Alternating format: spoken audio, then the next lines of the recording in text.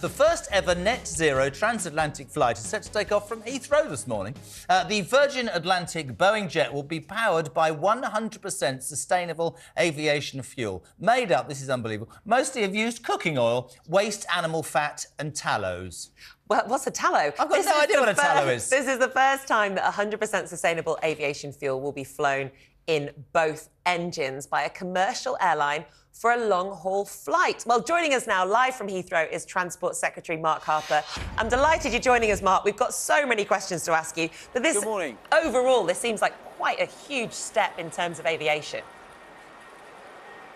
Yeah, look, this is a really big step forward. It's the first flight, as you say, that's got 100% sustainable aviation fuel, a commercial scale going from London to New York. And it sends a really powerful message, I think, several things. First, to be lots of innovation and technology in the UK, but it really puts us on the map as global leaders here. We helped last week shape a deal at the International Civil Aviation Organization for a global deal to reduce aviation emissions by 5% by 2030. That's an important staging post to get to net zero by 2050, so that we can enable people to carry on flying, but in a way that is environmentally sustainable. And that's what we're about doing. So it's really good for Britain today, really big, important step forward. But it's a step, lots more to do, but great first step.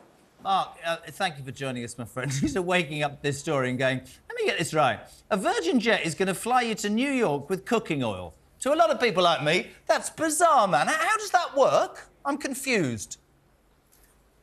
Well, look, using oils and waste fats means that you have a sustainable product. It reduces the carbon emissions over the life cycle by around 70%. So that's a big step forward in reducing emissions from aviation. It's not the only technology. We also need to develop things like hydrogen, flights that are purely electric. But we've got to use a range of technologies. And for long-haul flights, sustainable aviation fuel is one of the best technologies. And we're looking to scale up production. So government's put some taxpayers' money with private investment into wanting to scale up 5 commercial plants to get them in construction by 2025.